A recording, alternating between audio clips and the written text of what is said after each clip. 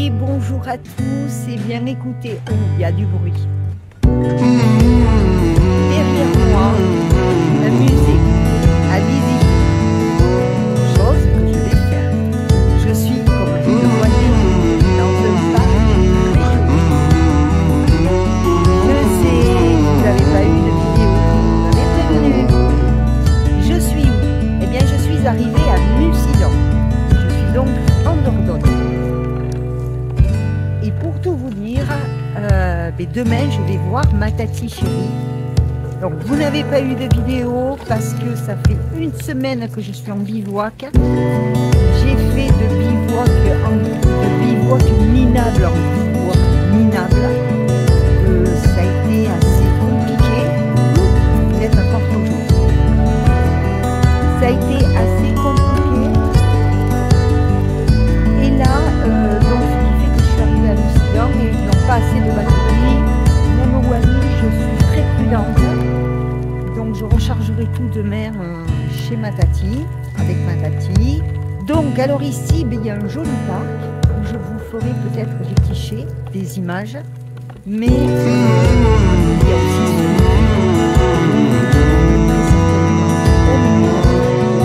je verrai si je peux filmer. Alors ça risque peut-être de ressembler pas au village breton, ça va être dans l'histoire.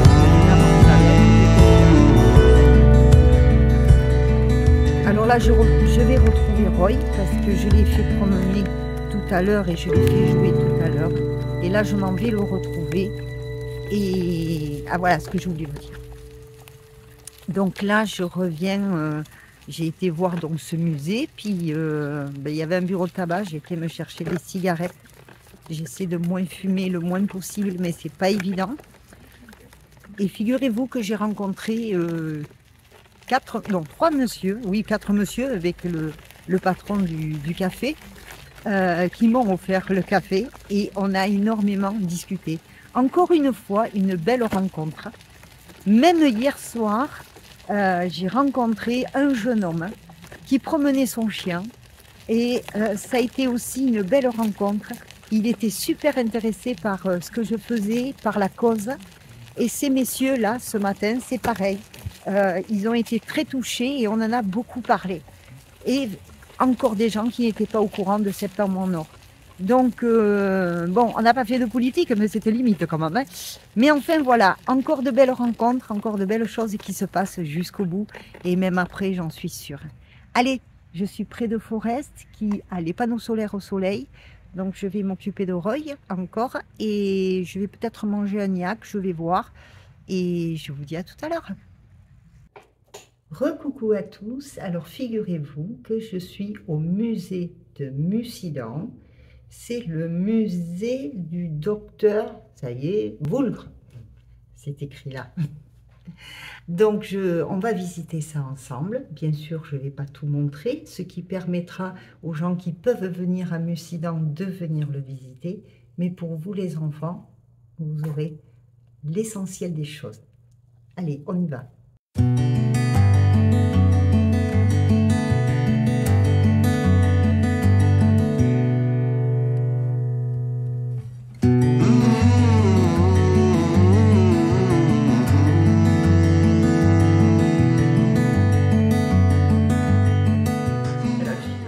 Si mouvementé à présent que je me trouve bordelais et à la tête de mon propre établissement médical.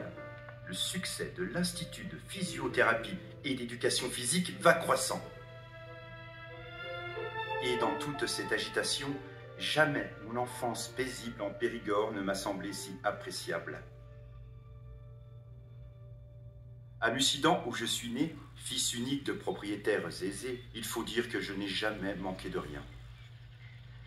J'ai souvenir d'une bourgade paisible, blottie dans son écrin de verdure, où le temps s'écoulait semblable au cours de l'île, rythmé par le palan de quelques bestiaux. Mais aussi d'une ville vivante, accueillante et animée, surtout les jours de fête et les jours de marché. Un pied-à-terre idéal pour battre la campagne avec mes camarades. Il faut bien avouer que j'étais curieux de tout, pourvu qu'il ne s'agisse pas de mes leçons de mathématiques ou de latin. De fait, l'école ne me passionnait pas tant que les fossiles, la photographie ou la philatélie. Et une fois lycéen à Périgueux dans les années 1910, ce fut leur rugby. Avec l'équipe des Petits Bleus, puis celle des Bleuets, quel match on a disputé! Et quel banquet pour les fêter! Les Bleuets. Quand je pense que c'est le surnom que l'on nous a donné lorsqu'à peine bachelier, il s'est agi de rejoindre le front en 1916. Durant ces 42 mois de guerre qui, d'affectation en affectation, m'ont vu commencer dans l'infanterie pour devenir pilote d'avion, j'ai finalement peu combattu. Cela dit, d'un naturel plutôt jovial, j'avoue volontiers ne retenir que les moments de camaraderie entre compagnons d'armes. Une fois la guerre terminée, j'ai repris mes études de médecine à Bordeaux où j'ai fait carrière, mais toujours aiguillonné par cette curiosité première pour ma terre natale et la vie passée. Ainsi ma collection s'est agrandie peu à peu, et c'est avec émotion que je repense à ce vieil ouvrage en cuir relié sauvé du feu. J'avais à peine une douzaine d'années.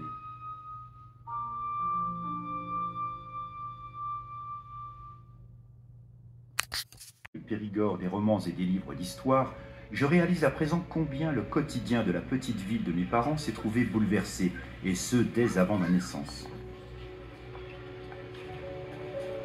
Déjà, en 1857, l'arrivée du chemin de fer et l'ouverture de la gare avaient révolutionné le commerce et l'industrie locale, faisant de Mussidan un carrefour entre Bordeaux, Bergerac, Périgueux et Angoulême. Avec le train, le monde découvrait la vitesse. Et nous sommes loin à présent des foires aux bestiaux qui faisaient la prospérité de la ville de mes aïeux. Caisses, chaussures, tissage, bougies, construction métallique, les usines se sont ensuite multipliées, remplaçant peu à peu les nombreux moulins à farine et à huile des bords de l'île où la vigueur du cours d'eau était mise à profit par les nouvelles machines. Encouragés par l'arrivée d'une main-d'œuvre nouvelle, les commerces ont à leur tour prospéré. Épiciers, tabac, boulangers, mais aussi cafés et quincailliers semblables à ceux que l'on croise au détour des rues de la capitale. Leurs besoins à portée de main, leur quotidien facilité par l'arrivée du télégraphe, du téléphone et de l'électricité, les gens vivaient mieux. Ils avaient même du temps pour eux, plus encore après 1936 et l'avènement des congés payés. Nous avions tous le regard résolument tourné vers le progrès, promesse de confort et de nouveauté, poussée par le vent de liberté qui accompagnait la démocratisation de l'automobile. De nouvelles perspectives se dessinaient. Au fur et à mesure, le bruit des moteurs remplaçait le pas des animaux de trait, laissant sur le bas-côté tant de savoir-faire, d'objets et de vieux métiers. Beaucoup ont disparu, emportant avec eux la musicalité de la langue occitane. Mais les usines, elles aussi, se sont tues, privant d'avenir ceux qui avaient déjà perdu leur passé. La vallée tout entière plongea dans une crise dont elle peine encore à se relever. Qui se souvient aujourd'hui de ce qu'elle fut autrefois et à travers elle le Périgord tout entier? Toute ma vie, j'ai patiemment collecté ces pans de mémoire, ces morceaux d'histoire, ces témoignages de déclins annoncés et ces sagesses anciennes propices à réinventer l'avenir. Alors là, je rentre dans la cuisine. Regardez-moi la hauteur de cette armoire,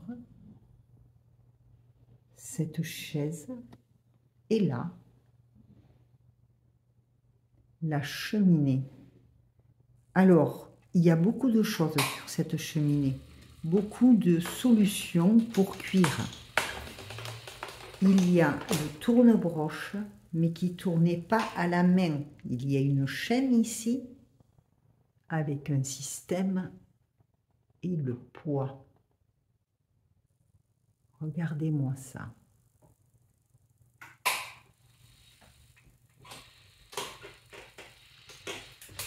Je dois vous avouer que j'aimerais vraiment les crémaillères,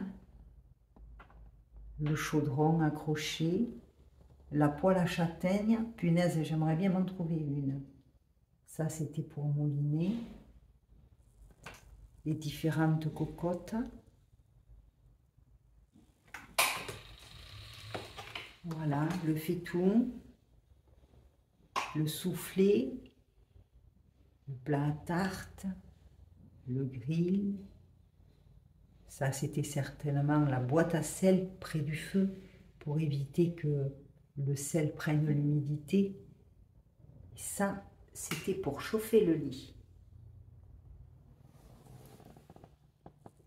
Qu'est-ce que j'aimerais même occasionnellement pouvoir recuisiner dans une cheminée. C'est tellement meilleur. Nous avons là les cuivres. Et là, nous avons l'évolution de la cuisson. Donc à la cheminée, les premiers fourneaux, si je ne me trompe pas.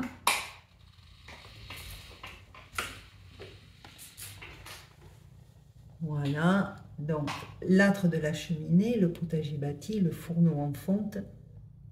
Voilà. Donc là, c'était, je pense qu'on devait faire le feu là-dessous. Et ici, on pouvait faire cuire. Ensuite, nous est venu les premières cuisinières. Je fais du bruit avec mon fauteuil. Ça, c'était chouette. Là, vous aviez le four. Là, vous aviez le feu. Le tirage. Et ici, on avait l'eau chaude.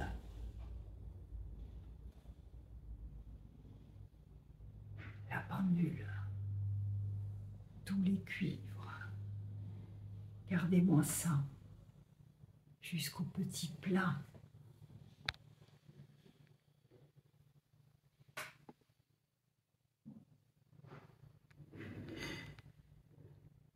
Et l'évier.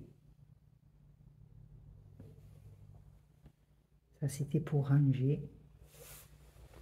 La planche et le hachoir. La passoire.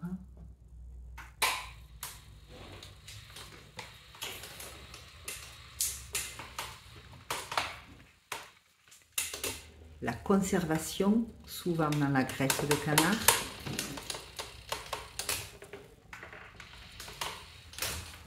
L'époque des conserves.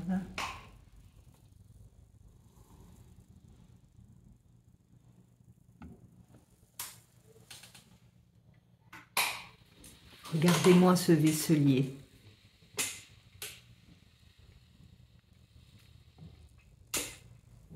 Eh bien, il devait y faire bon dans cette maison.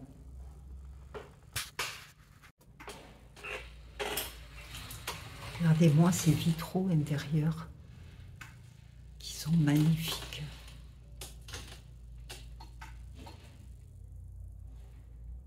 Donc, comme moi j'ai une marche, je dois passer par là.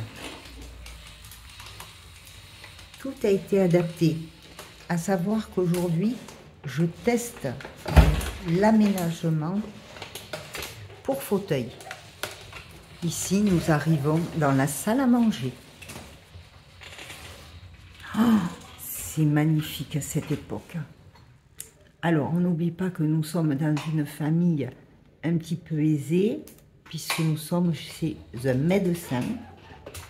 Il ne l'a pas toujours été aisé.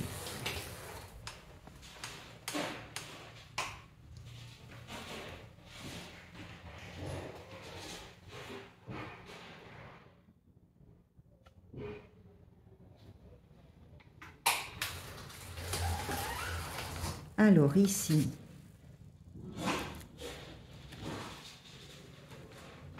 la vaisselle avait deux fonctions, servir les mets et montrer la richesse de la maison.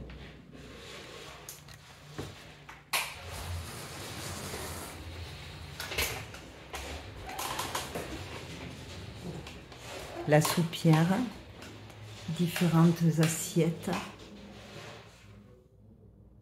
Regardez les fenêtres décorées avec des vitraux. Encore un vaisselier. La salle à manger n'est pas si grande que ça. Regardez-moi ces portes magnifiques.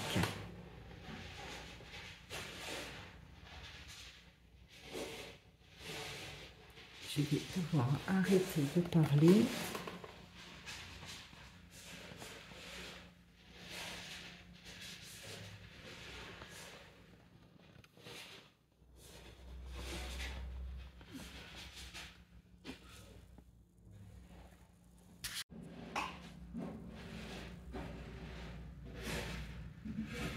Alors, il y a du bruit dehors parce qu'il y a des gens qui travaillent. Ça, c'était très certainement l'entrée. Je vous fais remarquer le carreau au sol qui est d'époque.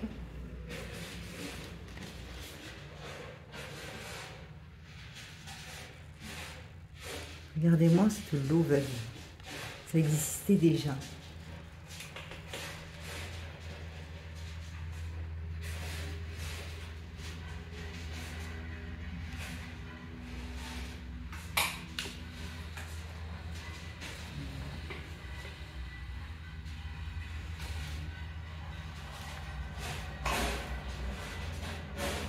Le porte-manteau, nous sommes bien dans l'entrée.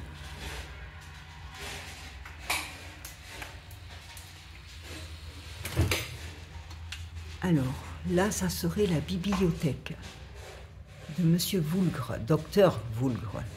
Le salon bibliothèque de la Chartreuse Voulgre, avec son importante cheminée néo-gothique, était dédié aux lettres et aux personnages illustres du Périgord. Oh.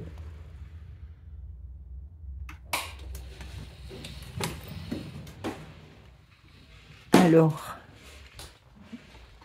inutile de vous dire que là, je me régale.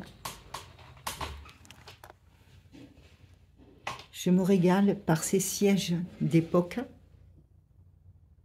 Et regardez-moi cette bibliothèque magnifique. Toujours avec des fenêtres décorées, là on ne le voit pas trop.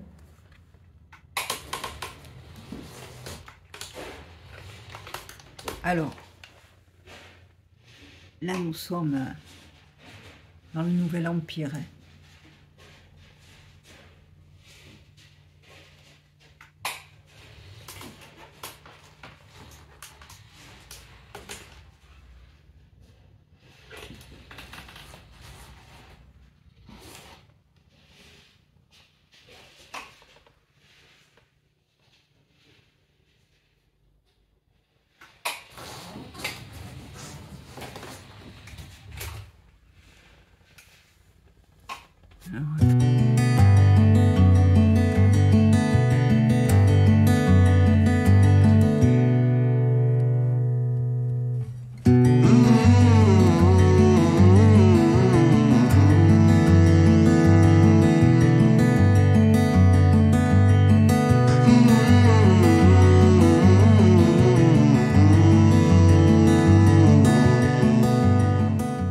Vous remarquerez le couloir à hauteur d'homme est bordé de faïences magnifiques.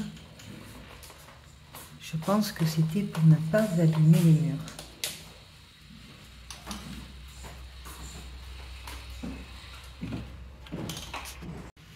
Alors là, nous entrons dans une chambre à coucher.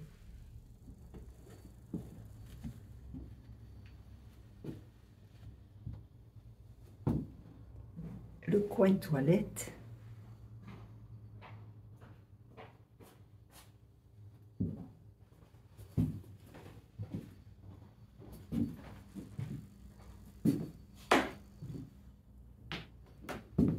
Ça, c'était pour réchauffer le lit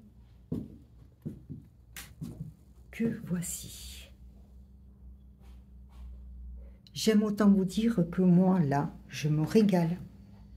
Parce que mon métier d'origine étant tapissière d'ameublement, je peux vous dire que je retrouve le travail d'autrefois, comme je l'ai appris, avec le dessus de lit et son rond de traversin cintré. Tout ça, j'ai appris à le faire. Et ça fait vraiment plaisir de retrouver un tel travail. Y compris les rideaux. Toujours une fenêtre à vitres décorées.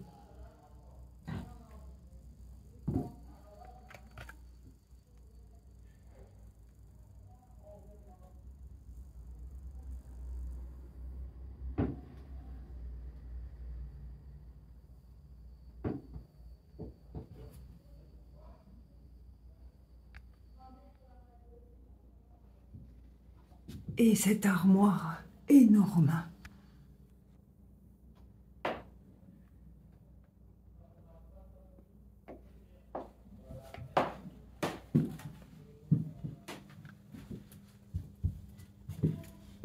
André Voulga.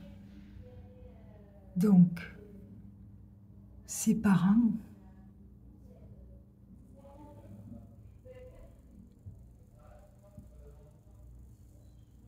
c'est dommage, j'ai du reflet.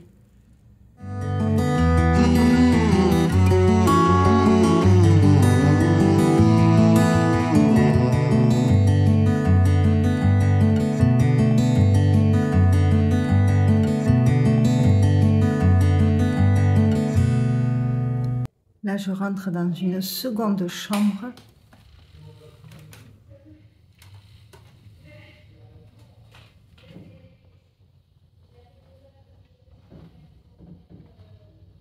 Qui, à mon avis, n'est pas de la même époque, parce que là, on est plus sur du Louis XIII, très ancien fauteuil.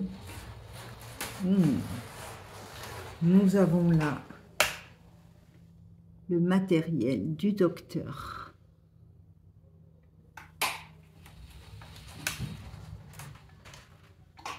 Le pèse-bébé. Mais non.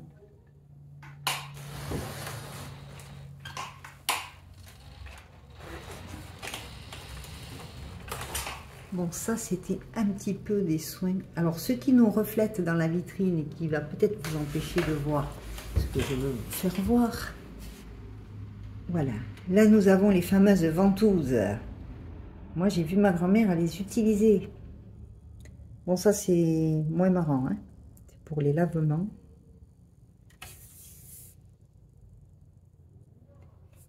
Regardez-moi cette fenêtre.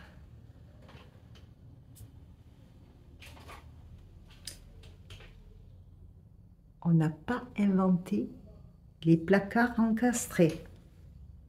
Je vous le montrerai après. Ces portes-là, c'est tout encastré. Et regardez-moi ce lit à baldaquin. Un petit berceau et un coffre. Je suis un peu près. Je vais bouger de place. Je dois faire très attention avec le fauteuil. Vous avez dessous tout ce qu'il faut pour travailler, les bassins, tout ce qui existait à l'époque. Alors là, nous sommes face à un lit individuel qui était très rare, et encore, je ne suis pas sûre que ce soit un lit individuel. À l'époque, c'était rare d'être tout seul dans son lit, ne serait-ce que pour avoir la chaleur du corps de l'autre, pour se tenir chaud. Et là, nous avons donc un lit à baldaquin. Très simple. Hein. Regardez.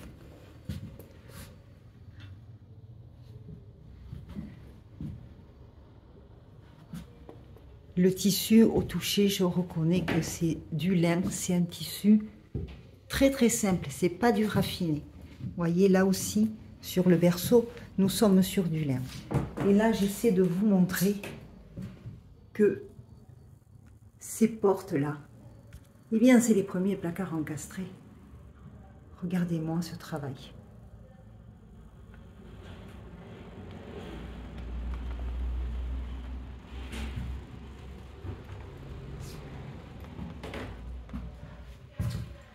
Ici, un coin prière.